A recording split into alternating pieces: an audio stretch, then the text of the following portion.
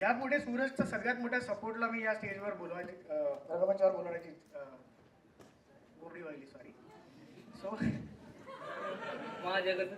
बाबा तुझ्यासारखं अरे 8 महिने एकत्र असतात तुला विषय. सो अगेन सूरजकडून इन्स्पिरेशन घेऊन सूरजच्या आयुष्यात ज्यांनी सगळ्यात मोठा पाठिंबा दिला त्याच्या त्या 5 बहिणींना मी आता रंगमंचावर बोलवतो. सीताताई,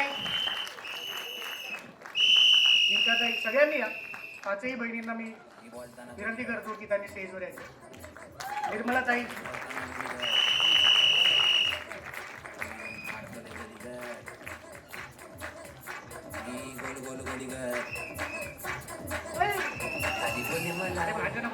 कबड्डी नाही त्यांना सवय आहे. सॉरी. झापूक झुपूक झापूक झुपूक. सूरज चव्हाण आणि त्याच्या पाठीशी खंबीरपणे उभ्या राहणार आहे त्याच्या बहिणी.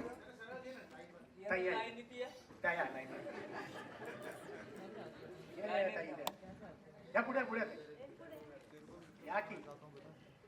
तर सीताताई, त्यांना अजून अनुभव नाही सिटीत यायचा आणि मला बी नाही. गावाकडच्या माणसांना इतकं माणसं बघितलं की कसं तरी दबाव येतो सर. तुमचं नाही तुम्ही राहता आमचा एक वेगळा शो होऊ शकतो नक्की विचार. तर मी सगळ्यात आधी सीताताईला विचारतो की सीताताई, पूर्वी इतके खडतर दिवस तुम्ही जगलात एकत्र, सगळा प्रवास इथपर्यंत सूरजचा तुम्ही पाहिलाय. तुम्हाला काय वाटतंय आज सूरज हिरो झालाय, टॉपचा किंग झालाय आणि आज आई अप्पा असते तर त्यांना काय वाटलं असतं? मला खूप म्हणजे भारी वाटते आता की तुम्ही आलता पहिल्यांदा. त्यावेळेस आहे ना तनाई नाही म्हणत होता बिग बॉसच्या शोला पण यायला, पण त्याला मी एकच म्हटलं की तुझं गेलं तर तुझं घर होईल. पण केदार सरांमुळे त्याला एवढा मोठा पिक्चर भेटलाय, एवढा मोठ्या शो मध्ये तो गेला, एवढा मोठा स्टार झाला, आम्हाला खूप आनंद झाला.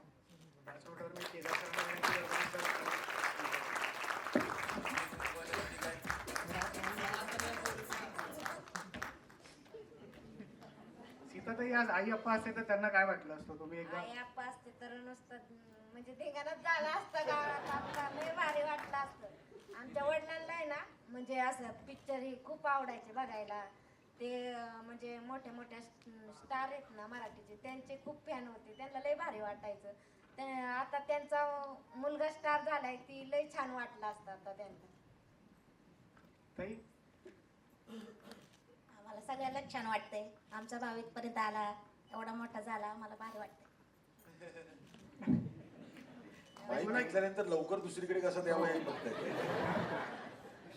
पण मी त्यांच्या वतीने बोलतो, जास्त सगळ्यांना बोलायला लावू नये. कारण मी त्यांना बिग बॉस पासून बघतोय. सूरजच्या पाठीमागे खंबीरपणे या 5 जणी उभ्या आहेत.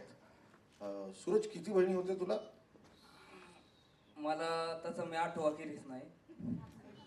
7 जणी बहिणी होत्या. 8वा कृष्ण हा स्वतःच नाही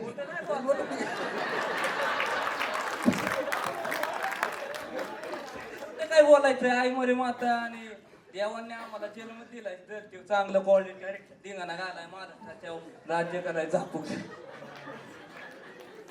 नाही, पण आता आई वडिलांची आठवण येते का या क्षणी? आई बापांचीच, माझ्या आई आप्पाचीच पुण्य येईल. मी आमचं वालग होतं, शेरडा होत्या, मी लय छोटा होतो आणि रानात जायचो तर आप्पा म्हणायचा तू सारेचा, आई म्हणायची की तू सारा शिकून मोठा हो. पण आप्पा काय म्हणायचा, माझा लाडका मुलगा आहे, ते नाही शिकला तर चालन, माझं एकूण ते एक आहे. तुला त्यामुळे हा शिकला नाही?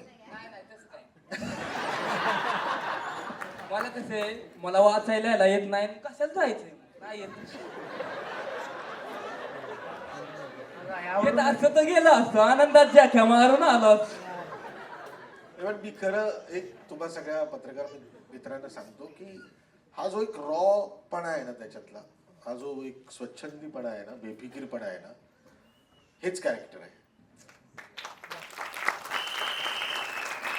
सूरज चव्हाणला हिरो म्हणून सादर करण्याचा अट्टहास नाहीये. मला असं वाटतं की अभिनय किंवा कुठल्याही कलेत येणं ही कुठल्याही एका वर्गाची मक्तेदारी नाही होऊ शकत. एक नाचूनच काय उपयोग नाही. काला सावलाय पण क्वालिटी ज्या मारल्याशिवाय राहणार नाही आणि टॉपला गेल्याशिवाय चुकणार नाही कोणाचं. इतकं पॉझिटिव्हिटी असल्यावर सांगा मला कसा टॉपचा पिक्चर नाही होणार. बस तुझ्या काही बोलायचंच नाही. नाही झालं माझं. आता आपण ट्रेलर दाखवू लोकांना. आपण खूप बोलतो ना, आता आपण खूप काम दाखवू चांगलं. Okay sir. याच नोटवर मी विनंती करतो तुम्ही जोरदार टाळ्या. आल्याबद्दल तुमचं खरंच नाही, नाही, मनापासून आज पॅकेट नाही.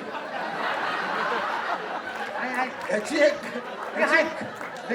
गंमत सांगतो. याचा एक प्रॉब्लेम होता. तुम्ही बसा. एक फोटो या. तुला थांबायचंच आहे. Oh my God. टॉपचा किंग. हो प्लीज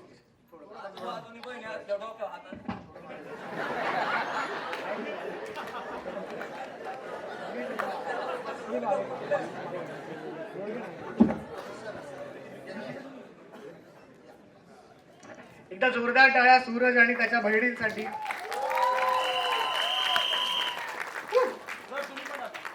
क्या बात आहे सूरज.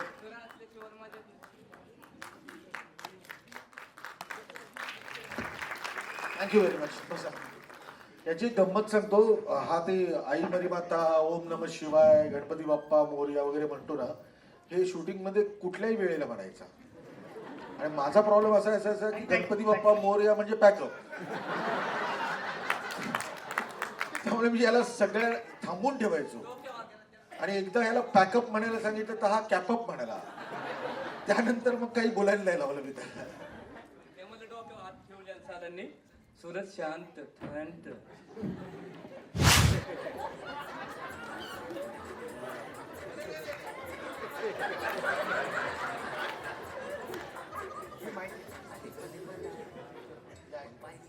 या उभे राहा. या सूरज.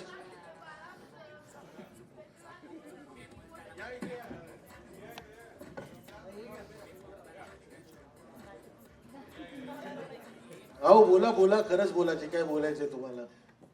म्हणजे मी सगळ्यात आधी आभार मानेन सरांचं. ते म्हणजे वडिलांसारखंच आमच्या भावाच्या पाठीशी उभे राहिले.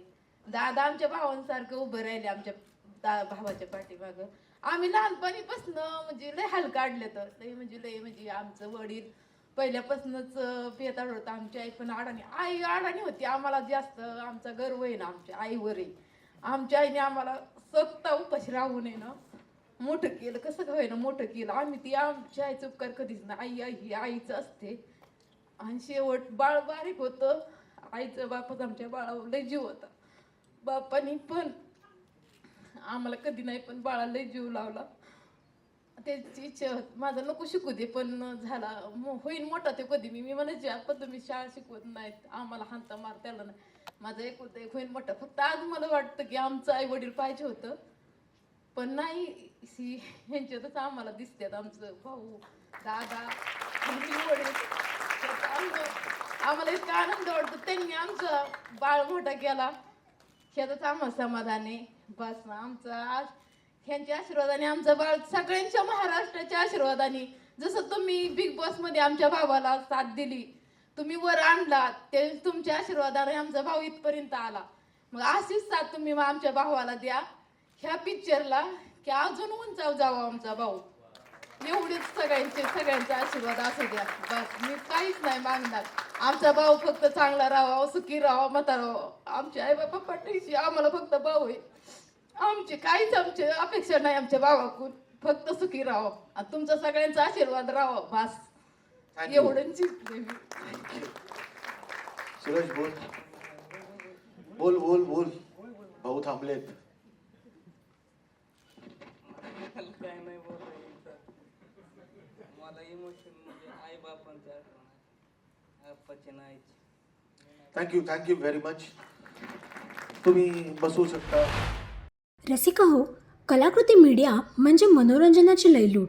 मनोरंजन क्षेत्रातील किस्से व घडामोडींचा आस्वाद घेण्यासाठी कलाकृती मीडिया या यूट्यूब चॅनलला सबस्क्राईब करा आणि व्हिडिओ लाईक करा.